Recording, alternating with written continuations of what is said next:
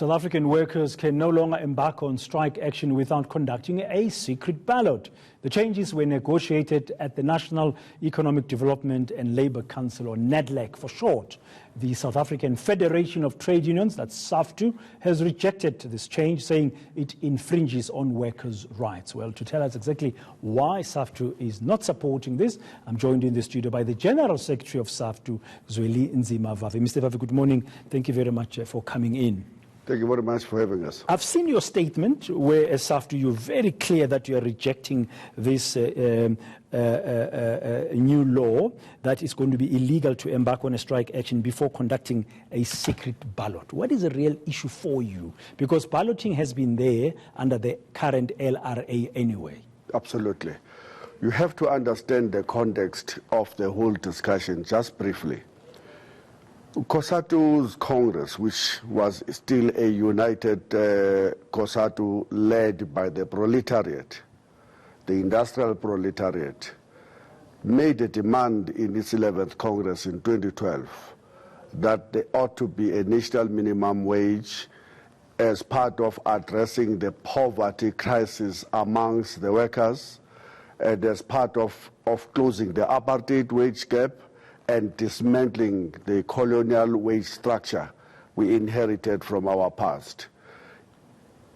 The bosses saw an opportunity that when COSATU made this demand at NEDLAC, they countered that with a series of demands they have been apparently discussing as the bosses as to what they need to do to basically undermine the power of workers and organized workers in particular.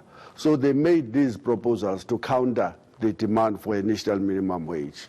They said that there must be a secret ballot before the strike, even though there is always a balloting, and all unions have always used balloting as part of mobilizing workers to ready them for a strike if their constitutional structures have come to the determination that we need a strike action as a last resort to break the impasse in the negotiations.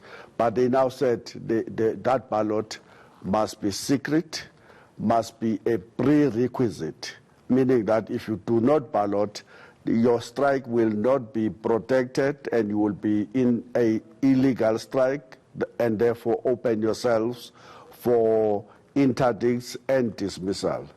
The second thing, they insisted that the constitutions of the unions must be amended so that they can allow for a secret ballot.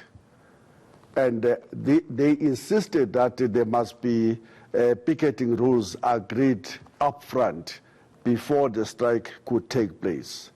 And they've a host of other things that they succeeded to get them through NEDLAC. Now we insist as SAFTU that COSATU, including FEDUSA and NACTU, had no mandate from their own members to negotiate a deal with the bosses behind their backs, which amounts to hollowing out the trade union movement, emasculating the working class, and make them slaves and beggars in a process where they should be engaged in a collective bargaining with their bosses. Now, this was, of course, as you said, in 2012, before SAFTU was around. Now, according to the government, and I've seen their statement as well, they are saying that the Office of Registrar of Labour Relations is saying that now this is law now. So what can SAFTU realistically do? I'll be talking to COSATU as well later on this morning to get their view as well, because they should be very happy. By the way, COSATU doesn't need this anymore. It's no longer a militant trade union. It is sleeping very quietly in the bed of the employers. They are very happy. They getting their jobs in parliament and in cabinet, and they don't need, unlike the industrial workers, they do not need the provisions to empower them to exercise a constitutionally guaranteed right to strike. Here's another major issue, just before I answer your question. These all amendments are designed by a capitalist state, a bourgeoisie state, acting at the behest of the ruling elites, the ruling class in society, to now want to regulate and to ask unions how they should run their business as trade unions, as independent bodies. And that's why we think, now answering your question, we think that these sets of amendments are designed to undermine what the very delicate balance that was achieved in the Constitution. So what can you do realistically? We already in court. NUMSA have already gone to court. That's the first thing, because they have had one of their strike already ruled out and interdicted as not going to be protected on the basis that they did not ballot. So we are taking this on.